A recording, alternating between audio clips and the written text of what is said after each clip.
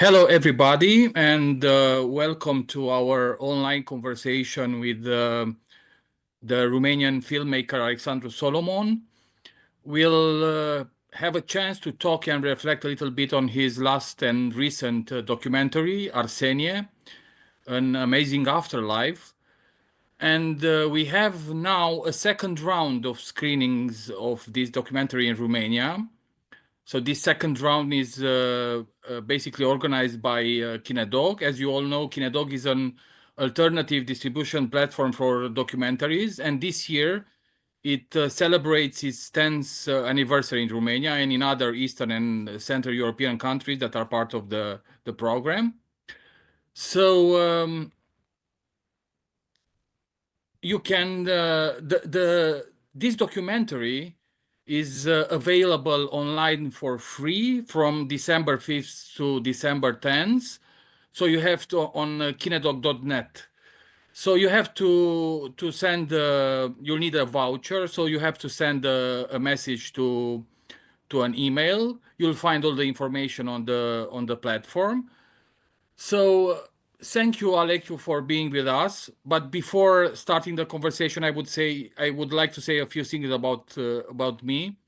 So I'm an anthropologist and also a local KineDok coordinator in Bistrica, a very nice and an old German town in Transylvania.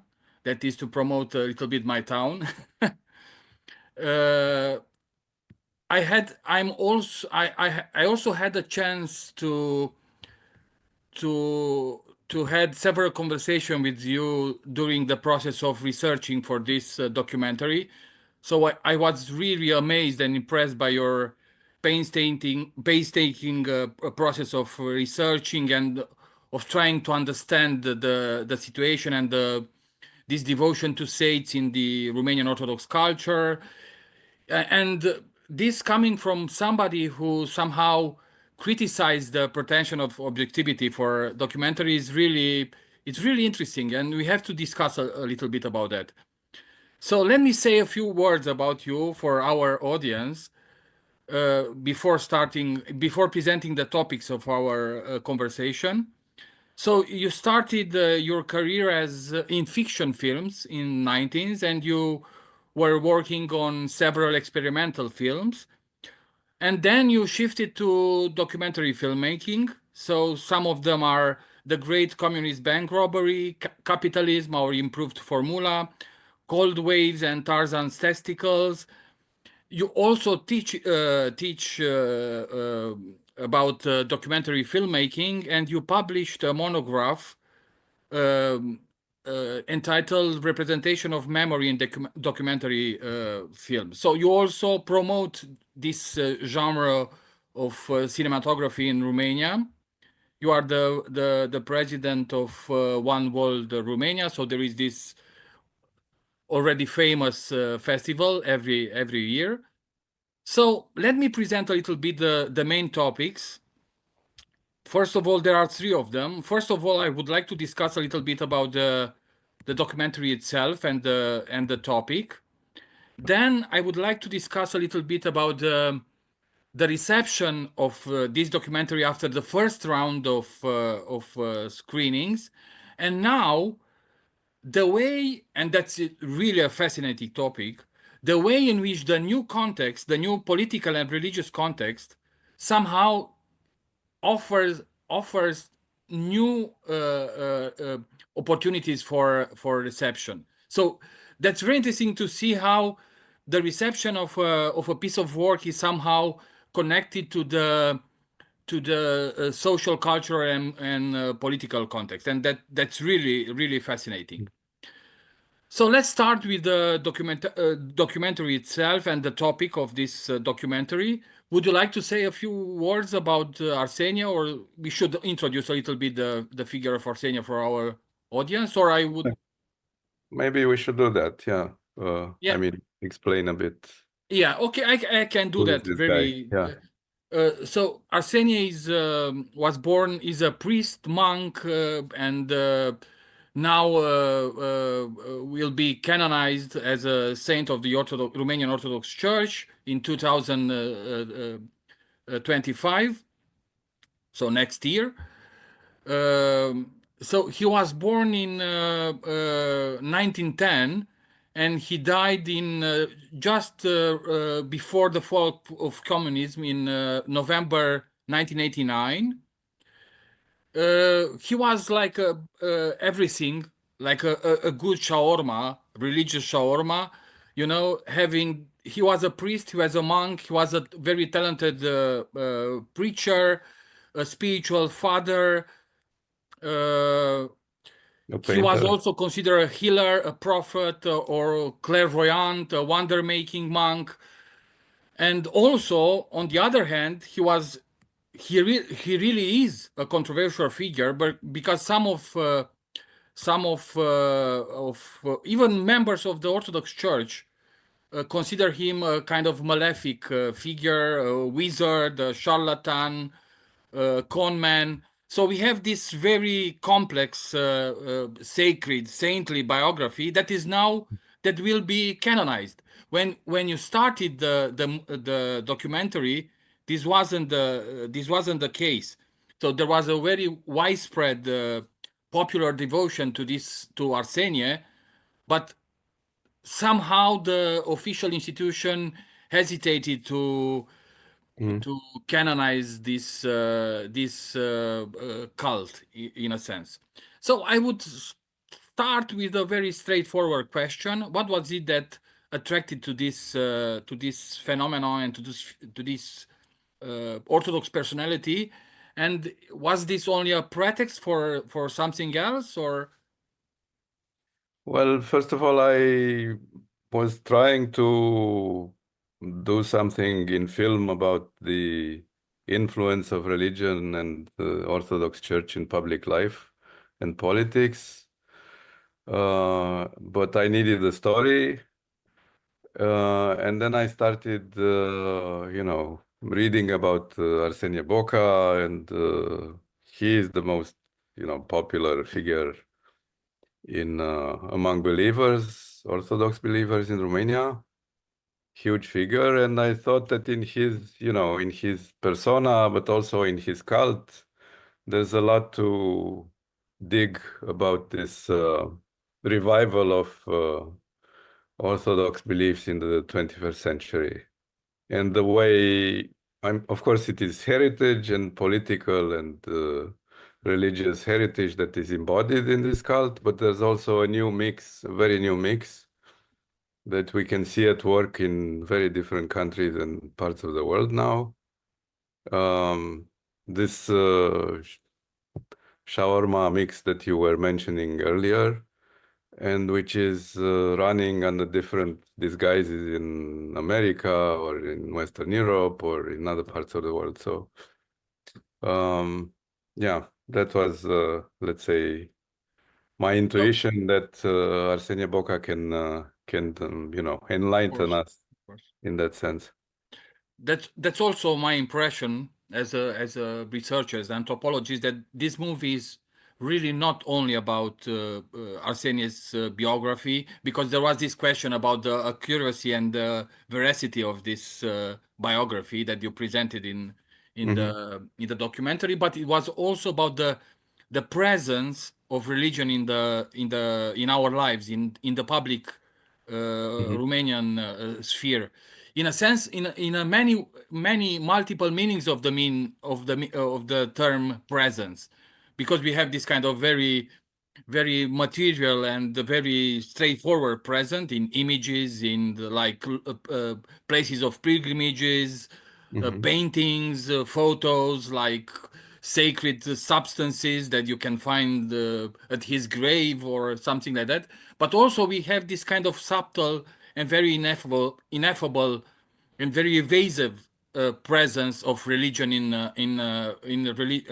our society, and religion as a kind of ambient reality, as a kind of atmosphere, as a Hmm. kind of effective and emotional investment. So I think that this is very well captured in your documentary. This kind of very hard to pin down, to pinpoint reality of religiosity in Romania.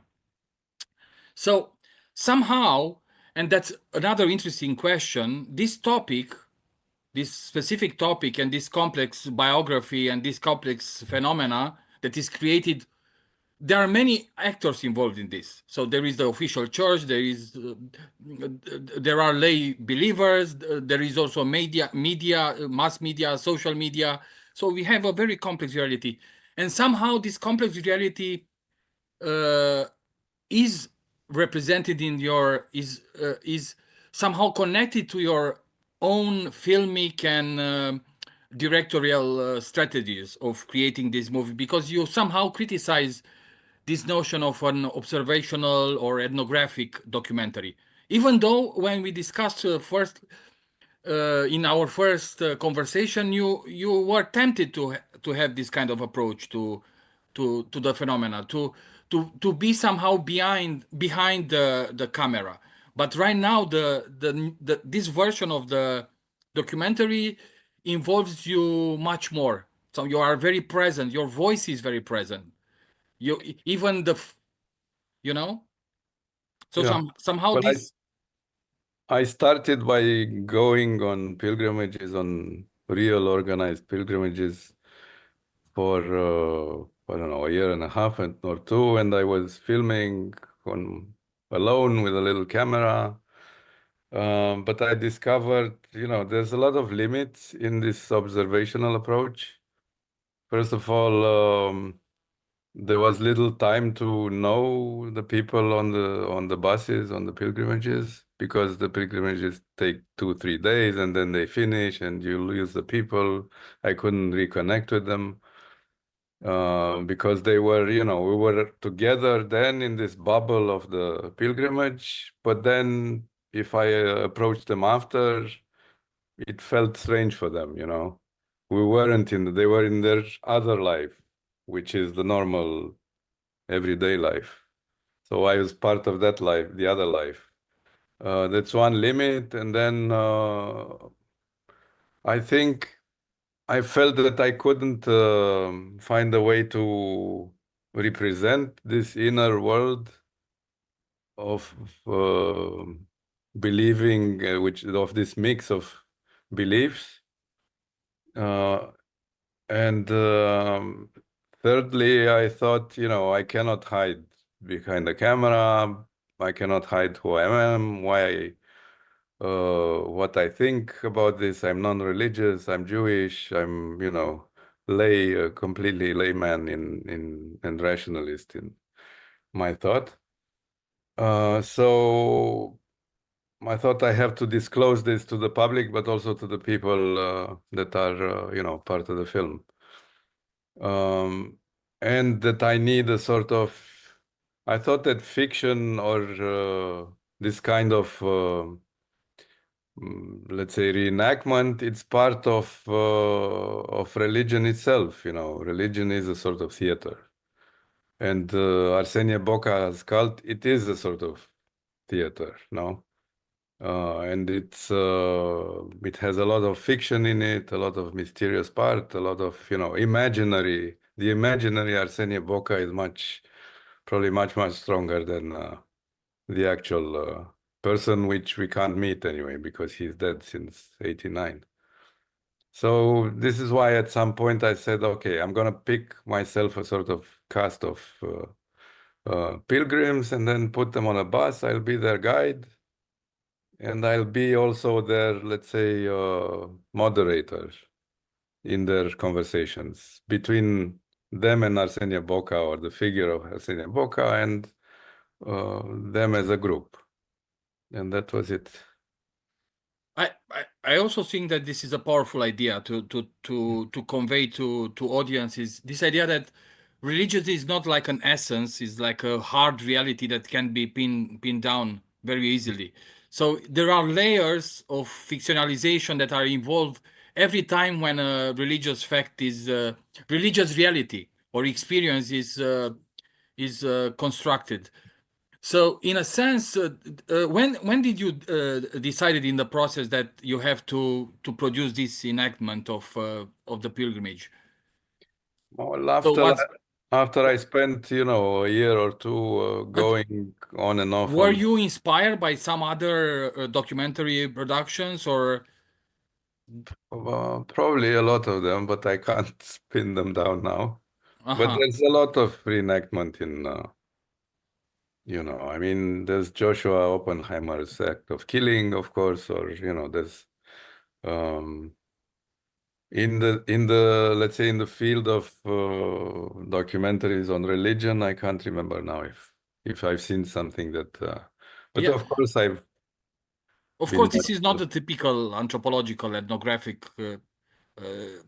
religious documentary. So, in a way, Mm, so there are a lot of mise en scène moments, this kind of group interviewing. There are a lot of theatrical props, like in popular theater.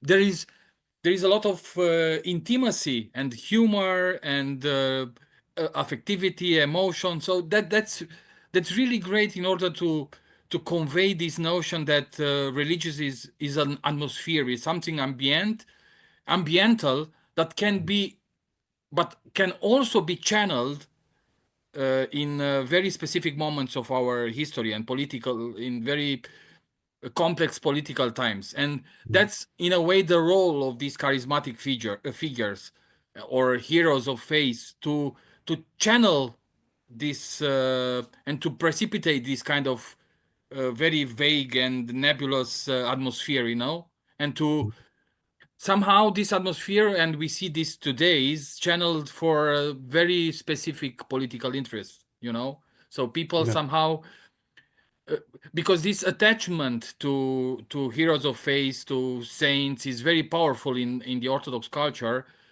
So the process of channeling this energy is very at hand, I would say.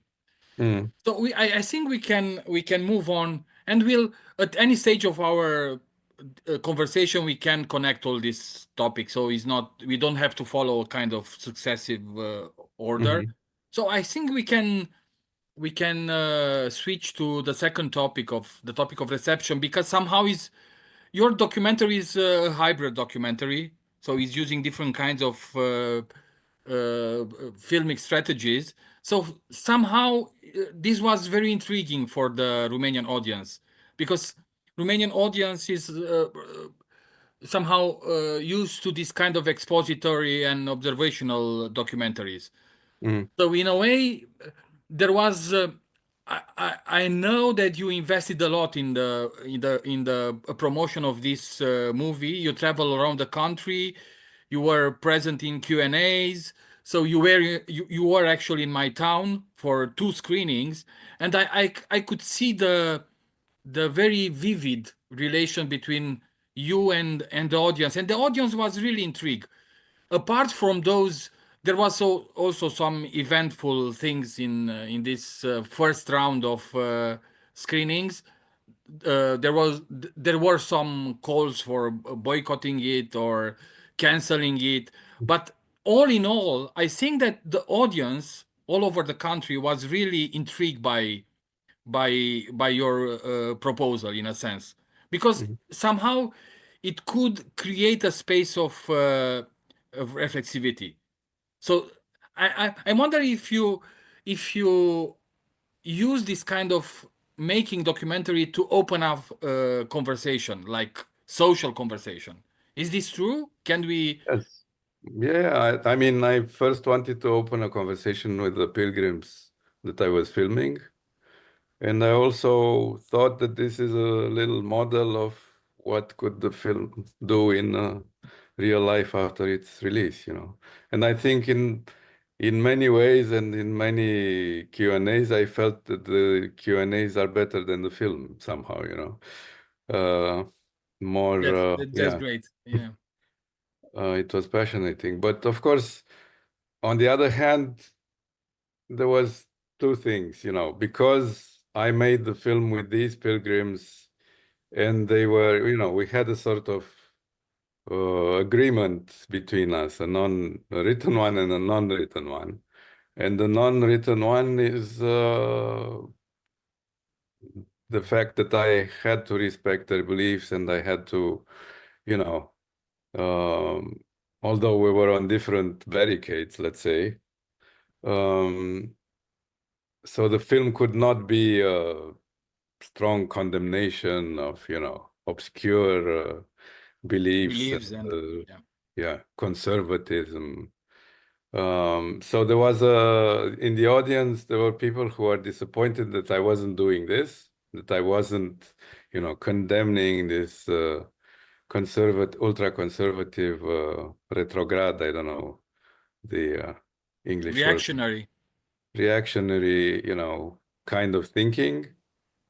But I didn't want to do that because what is the point to, just condemn people's thoughts, you don't get to anything. Um, so some of the audience were disappointed by this, and the other audience, which is, let's say, more close to this religious world, was puzzled by the fact that, the film had humor, the film wasn't an homage to Arsenie Boca, although at some point the people in the film were, you know, building him, putting him on a pedestal. So there was all this ambiguity and this conflict of expectations and what the film was that I lived in the Q&As. Um, and yes, I think it's the kind of, exercise or gymnastics that is good in social terms. Yeah. Yeah, I think also that, starting from your documentary, this notion of belief is really overstated in understanding religion. Because when you say belief, you have in mind this kind of a very cognitive stance, a very doctrinal approach to religion. Mhm. So people uh, they believe in, for example, in Trinity. They understand the Trinity. They believe in the reality of the Holy Spirit and the presence of the Holy Spirit in the Eucharist. All these kind of very theological niceties. Mhm. So when you say that people are believers, you imply that somehow they have in mind all these kind of theological subtleties, and but in actuality religion is about practicing, it's about body, it's about embodiment, it's about materiality, it's about emotion. So Mhm. this notion that being a believer is being somebody who is really committed, who is really like engaged in all this during all your everyday life, is somehow we should deconstruct this. And you showed in your documentary that actually the belief is a kind of mishmash of everything. It's like a orthodox doctrine, new spiritualities, therapeutic doctrines, energeticism, and all this kind of new age, mixture.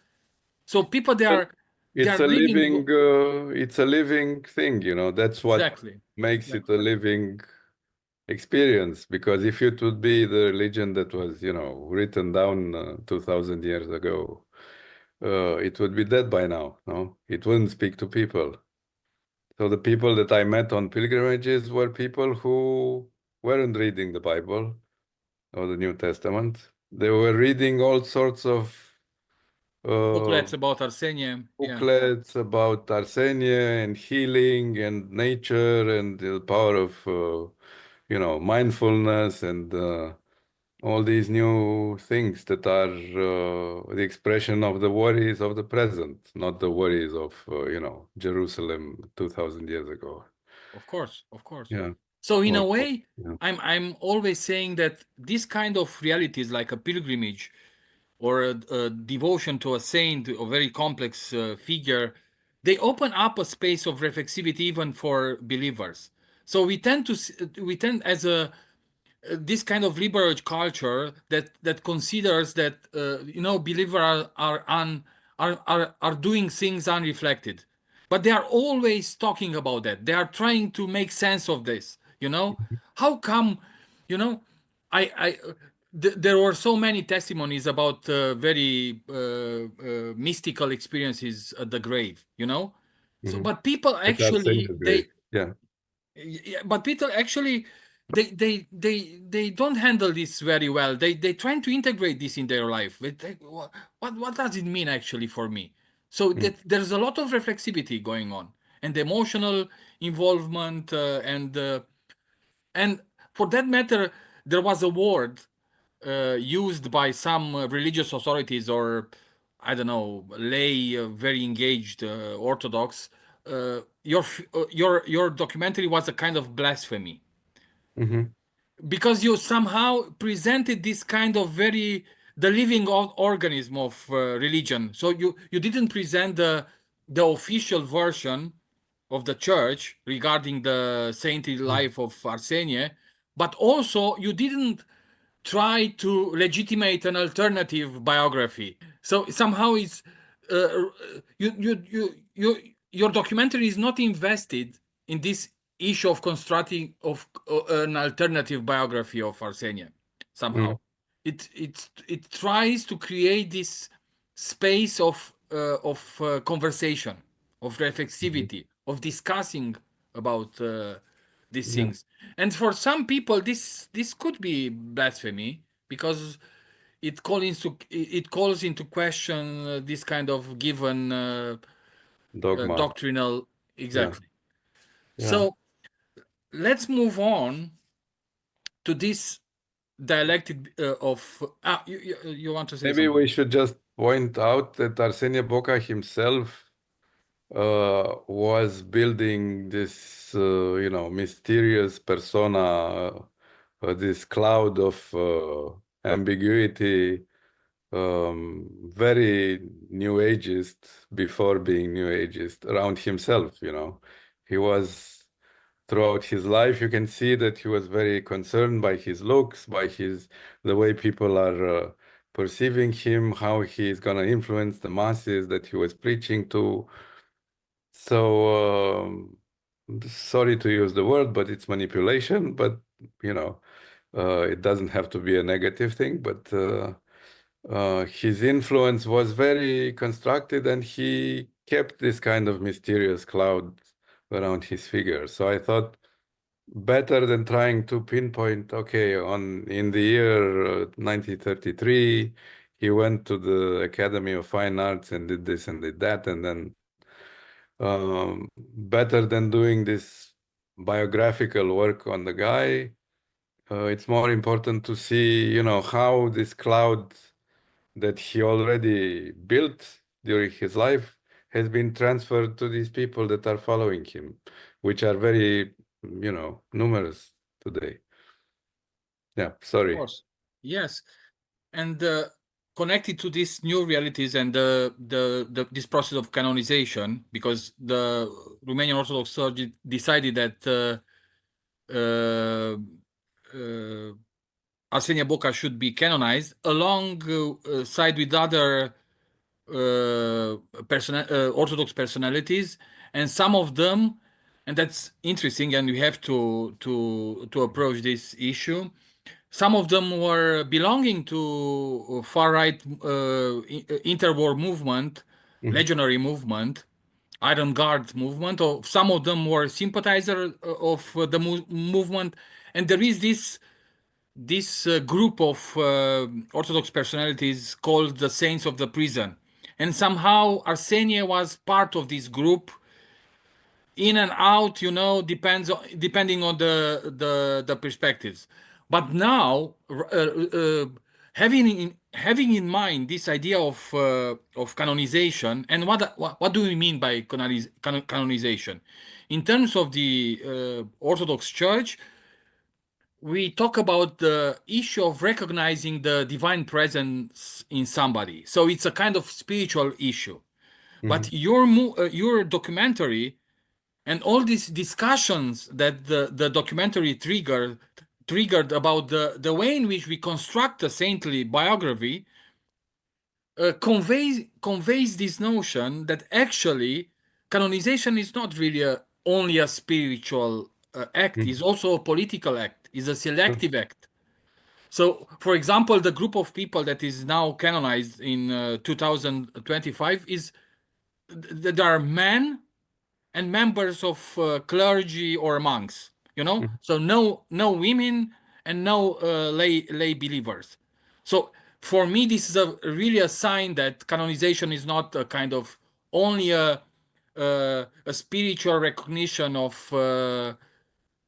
divine presence. So what do you think about this, the new ways in which your documentary could be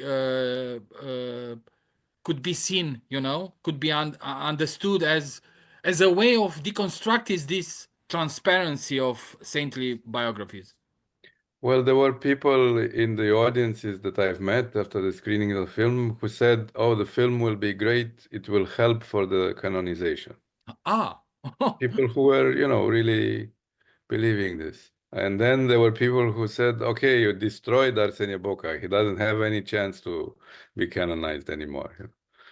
So, and it's usually people from the intellectual Orthodox milieu that said the film is a deconstruction and a malevolent deconstruction of Arsenia Boca's figure. But putting this aside, maybe we should explain this Saints of Prisons phenomenon for foreign audiences in the sense that, of course, Romania, like many other countries in the pre-war, pre-Second World War, went through a fascist dictatorship, and there was a lot of fascist influence in public and intellectual life, and the church was part of this mechanism because Romanian fascism had this very strong connection to the Orthodox Church, no? Arsenie Boca himself, he was a sympathizer, never a member, a true member of the Iron Guard of the fascist party. But he did have connections, and I think, it's not uh, bad to say that probably half of the country was sympathizing with the Iron Guard. So the church and people from the church were participating in Iron Guards in the fascist rituals, and there were a lot of mass held for them and with them, and so this was part of it. And when the communists came, of course, they tried to repress this fascist movement. So they put to prison a lot of people that belonged to the Iron Guard or sympathizers, but also priests because they wanted to repress the church alongside with the other things now. And then when everything finished in 89, I'm doing just a very shortcut, yes, stupid but version of history, but um, all this was, all these victims of repression were embraced as the victims, of communism and without any, much talk scrutinizing, about scrutinizing who they were, if they killed other people before being taken to prison, or they participated in a murderous regime or whatever. Uh, and anti-communism in the Romanian version in the 90s and even 2000s was this, embracing the interbellic, interwar ethos, world with all its, far-right streaks. Yeah. So, very unreflected in many ways, you know. yeah. So So many of these religious figures were born, better than me, but in the 90s with the help of different intellectual, very dominant circles that republished books on them or by them, no, and they became.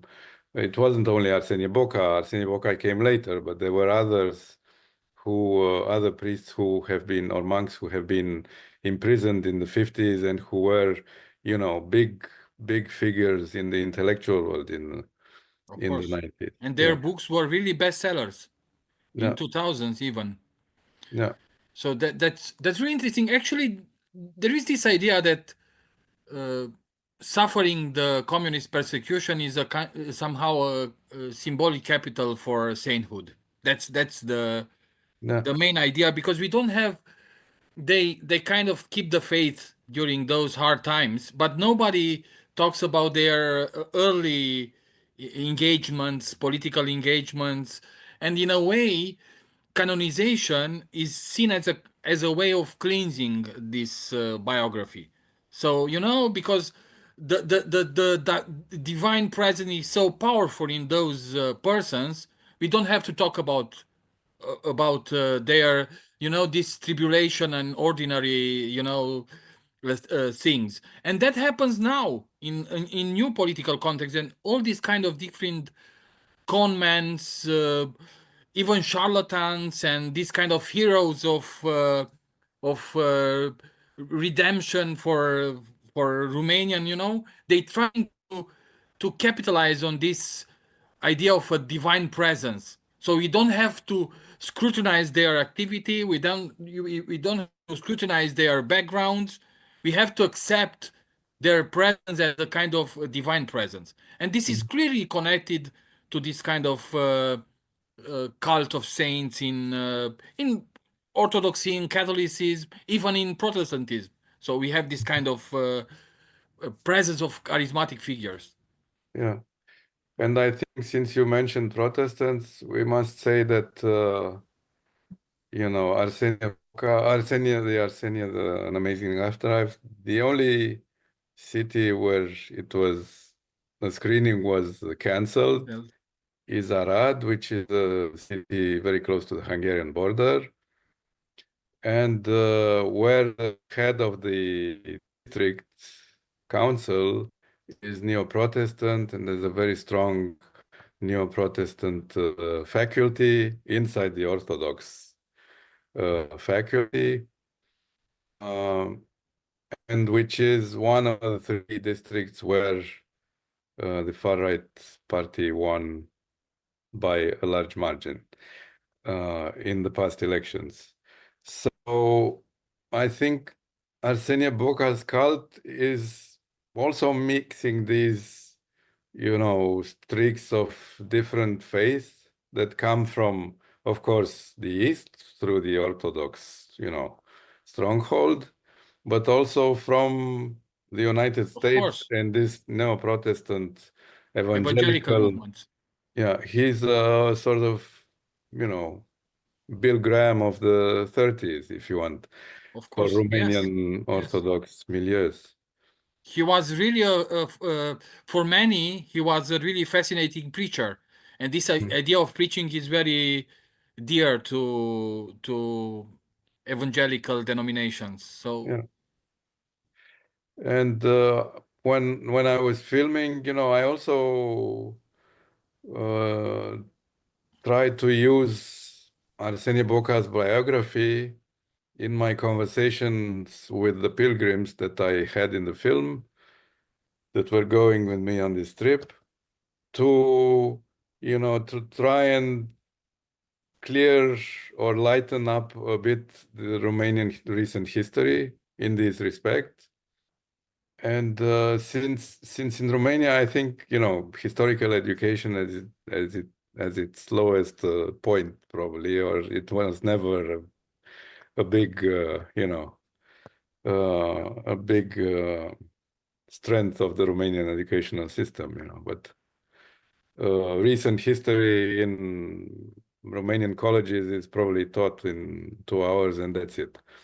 All the 1930s, communism, whatever. And this is a historical tradition of historicism in Romania, because I recently read the files of the trial of Antonescu, who was the leader of Romania in the 1940s and during the war with the Soviet Union and an ally of Hitler. And he was judged and executed in 46. And in the prosecutor's, speech at Antonescu's trial, is this sentence that I've heard since, during communism, after communism, in all the classes. These people, there were a few people who have betrayed the Romanian nation and have put it into a horrible situation. the innocent Romanian nation was betrayed. It was never part of this. There was no mistake, no social mistake, nothing. And this is in 45, 46 already. And in 89, we went through the same thing, you know. We shot Ceausescu as we did with Antonescu. And that was it, you know, the social responsibility was done. It was all placed on one person or a Exactly. little group of persons. So that's what I mean. When I went on this pilgrimage, on this, you know, fictionalized pilgrimage with them, I also wanted to go a bit through history with them. Through Arsenie Boca's links with the far right, with the Iron Guard, through, you know, his life in communism, under communism, um, and I think it was also people said the pilgrims said, "Oh, I didn't know that," you know, and I think in this sense I achieved something also for the audiences. Of course, if people want to listen to this or not, that's a different thing. But yeah, that was part of the goal somehow. So connected to this, let's talk get back a little bit to this issue of positionality and your own positionality in documentary and your own positionality as a creator, as a cineast, you know, in a sense. So why did you decided to when I first saw the documentary, it was a TIFF, I think, in July 2023. The your performance, you know, let's call it like that, the performance against Mhm. the visit of Kirill of Russia in Romania was placed at the beginning of the documentary, and Mhm. then on the way you decided to put it at the end. So what was the process behind this? Your what was you're thinking about? Why did you decided to do that? Mm. Well, for different reasons. Maybe we should explain a bit what happened. You know, when the Russian patriarch was invited to Bucharest in October 2017, he was invited by, of course, by the Romanian church, but also with the agreement of the prime minister and the state. And it was already 3 years after the invasion of Crimea. The war was going on in Donbass. Putin was already the person we know a bit, no? And of course, Patriarch Kirill is part of this whole system, Russian system. So I went and did a performance, as you said, on the day of the visit in front of the Patriarchy in Bucharest. But this was before I was thinking of making a film about Arsenie. Yeah, of course, of course. I started to do the film and research after that. So this moment felt to me that it's more like a flashback. So if I would put it chronologically at the beginning of the film, it would create a sort of expectation of conflict with the church, of conflict, you know, with this whole world, which would be very brutal, and that its place is more to be towards the end of the film, where it would be connected with also with this sort of opposition, or let's say yeah, frustration of the people, of the pilgrims that I was traveling with against the church, because it is something that is I encountered a lot in the pilgrimages. People go to the churches, to the monasteries, to visit them, to worship And saints, to they worship their, comment a lot about. but they're very critical about the church as an institution. And, you know, I felt that we connected in this was one of our meeting points, you know, in the film and in real life. We had this in common, apart from other things that we didn't have in common, but this was the sort of common thing. So I wanted to connect my performance of opposition with their moment of opposition or frustration against the church. Yeah. Uh-huh. Because that's really true that the placing that performance at the beginning of the uh, documentary would set up a kind of effective tone even for Yeah. the entire documentary. But then at the end of the entire documentary, after the performance, there is this very uh, powerful image of National Cathedral in flames, you know? So you Mhm. decided to. So why did Yes. you? Well, it's obviously a gimmick. The cathedral is not It's on of course, fire, of course. but I think it It's connects to different things. It connects to a sort of, yes, let's say, funny vision of this very apocalyptic wealthy, times. yeah, of apocalyptic times, but also of the destruction of this huge, very wealthy institution that is the church, with these many tentacles in our public and political life. This huge industrial economical machine that is the Orthodox Church, no? Military, military industrial complex, we can call it. Um, and then it connects with the apocalyptic visions of Arsenie Boca himself, because he was a painter, and there's this fresco in one of the churches that he painted, where you can see the horizon with the city, and the city is burning. The Yes, yes. the sky is on fire.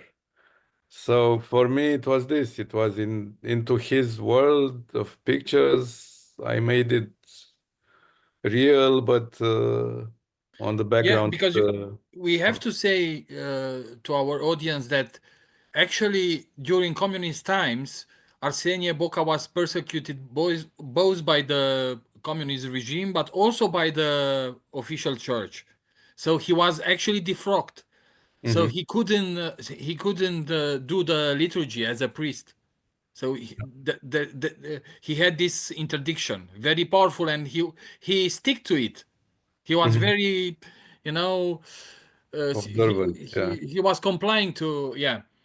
So in a sense, his this this very complex conflict between the faithful and the lay believer and the church as an institution is there in Hmm. Arsenius Boca biography, and that's very interesting that the official icon in terms of in the sense of religious image for Mm. the canonization is presenting Arsenia Boca as an old, uh, as an elder, as in There the is one yet. There is one already. there is already an No, I icon, haven't seen it. an official Yeah, the official icon. You have I to was have this sure kind they of. would. I was sure that because the picture that the believers like is of It's Arseniy one of Boca in his 20s or 30s. Very exactly, good-looking man, magnetic eyes, exactly. bearded, strong man, So in uh, a sense, really you can seductive. see. Yeah, but the church wanted to castrate that. No, of course. Yeah, he wanted the church wanted to put this to place Arsenia Boca in this this lineage of elders, of Orthodox elders, like a wise man, Yeah. you know, like he's like beyond all these kind of mundane troubles and problems, and but that's not true actually, No. because Arsenio Boca was really a conflicted person himself, you know, with regards to church and clergy, and he was very critical himself of it. Hmm. Um, Yeah, but I don't, I think they will have trouble with believers recognizing him yeah, in the old that could person. be. Yeah, yeah. Actually, I checked the all the icons and I couldn't recognize him because he's very, you know, it's a kind of standard, iconic imagery. So in a sense, that's not Arsenia Boca, you know, with the very powerful blue eyes and all this kind of. Yeah. There is, you know, there is this connection, and that's another interesting things because Arsenia Boca was a figure larger than a character larger than life, so he Mm. could somehow encompass all these kind of realities. There is this correspondence between Arsenie Boca and Mihai Eminescu in terms of Mm. presence, our national famous national poet. So Yeah. in a sense, Arsenie Boca could be anything for everybody, so that's really interesting. And we have to also to talk about the role of technology and the Mm. role of social media in constructing. I think you hinted in your documentary that this layer of fictionalization through technology and through new technology is very important. What do you Mhm. think about that? The way in which we have to integrate this in our effort to understand the religious presence.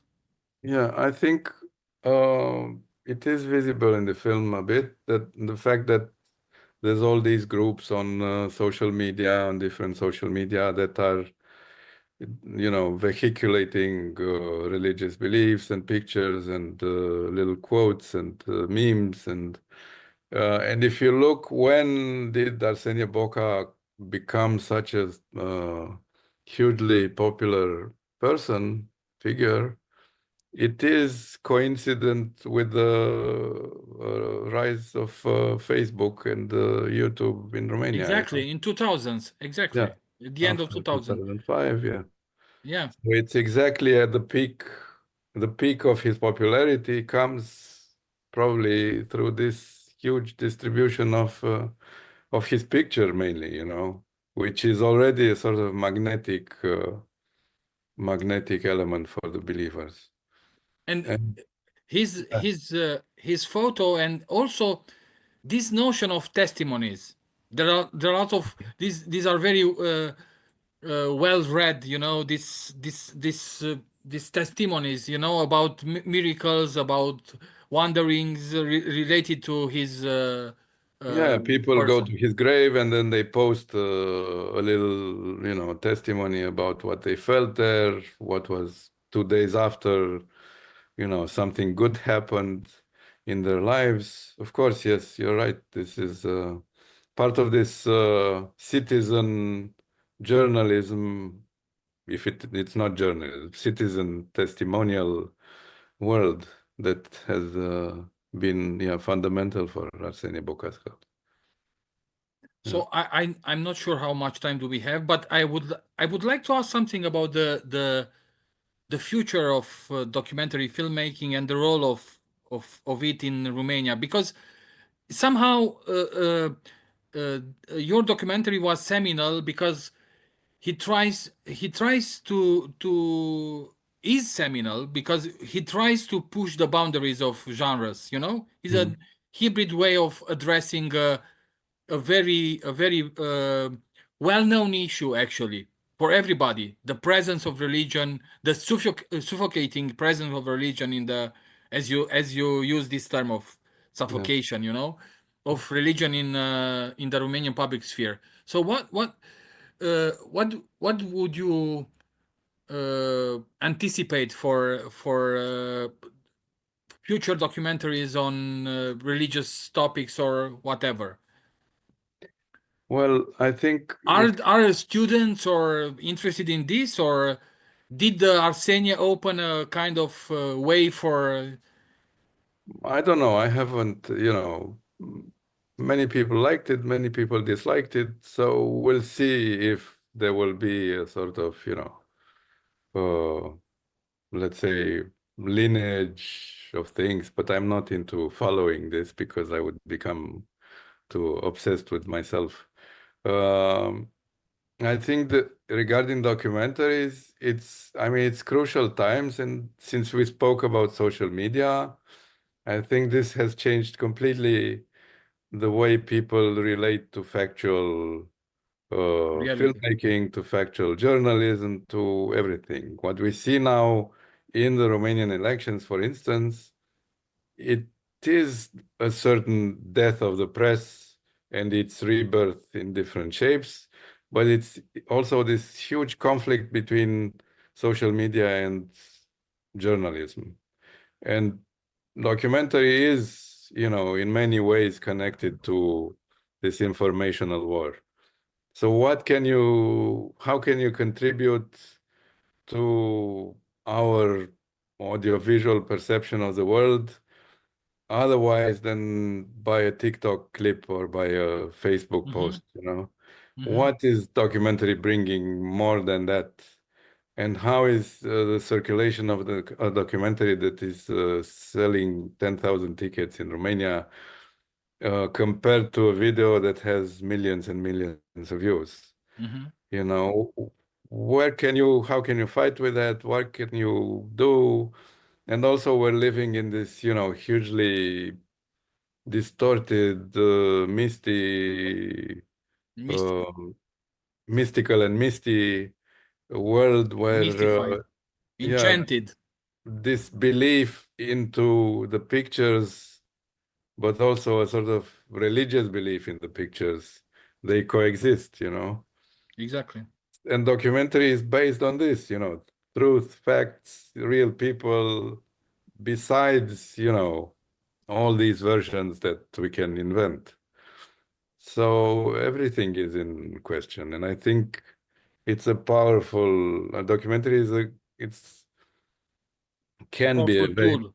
powerful tool to, sort of help people to manage this crazy world, Yes, if yes, yes. we can still fund it, which is not clear because since the press and television are, dead and streaming is not feeling very well also, new models will probably arise, but we still don't know how. And also there's a lot of, in Eastern Europe, but not only, I think there's a lot of censorship and, political interference that we're gonna see in Romania also following these elections. So we'll see. Yeah, You yeah. can do films with a phone, so it's okay. We'll survive. Yes.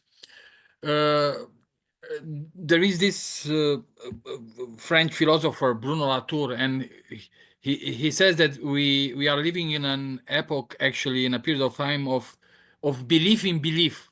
So in a sense, the belief is a kind of free floating reality. Hmm. So that can be captured and embodied in all these kind of political context, without having any kind of control. But Hmm. that this idea of believing in belief, it maintain in our society this notion of mystery, of enigma, of irreducibility, of commitment, of Hmm. conviction. So it seems that people need this kind of engagement. So they this kind of grasping reality in a much more complex term. So they are engaged in this kind of believing in belief. Do Hmm. you plan to do something else on religious topic in the future, or Well, not really? I started doing a film about these elections. We had 5 elections this year. It's Wow. an exceptional Hmm. year, no? Local, Euro, parliamentary, presidential, and what else? 4 or 5, I don't know. Um, and at first I knew that the far right is a big player in these elections, but with the presidentials now, religion has become part of the politics because the one of the main contenders is claiming to be, The on, savior, on a mission from really. God, and so I got to relive some of the Q&As that I had with Arsenie, an Amazing Afterlife last year, in terms of anti-Semitism, in terms of mysticism, in terms of this revival of this interwar heritage that we have as a society. So I am working on this, but it's totally surprising, not necessarily in a good way, what's happening. So we'll see. Yes. And also, I wanted to mention before we finish that there's a lot more material on the website that we built for the film, which is the title of the film, Dotro. Great. There's Great. also you were asking about the influence of social media and in the rise of Arsenie Boca. There's also an interview, a video with the first journalist that started to research as a believer into Arsenie Boca's biography and cult. I call Okay. him the father of the cult. Okay. Yeah. So thank you so much. I think we were all over the place, but let's hope the audience somehow enjoyed our conversation, and let's remember them that they can see the documentary online until December 10th of December for free. I mean, Mhm. so let's hope the second round. I'm really excited about this second round of screening and to see the new reception of your movie. Mhm. So there will be screenings also at the beginning of the 2025. I mean, Mhm. until April Physical, yeah, or May. physically, yeah. So Mhm. thank you so much, Alexandru. Thank you, Simion. Okay, so see you. Ciao, see you.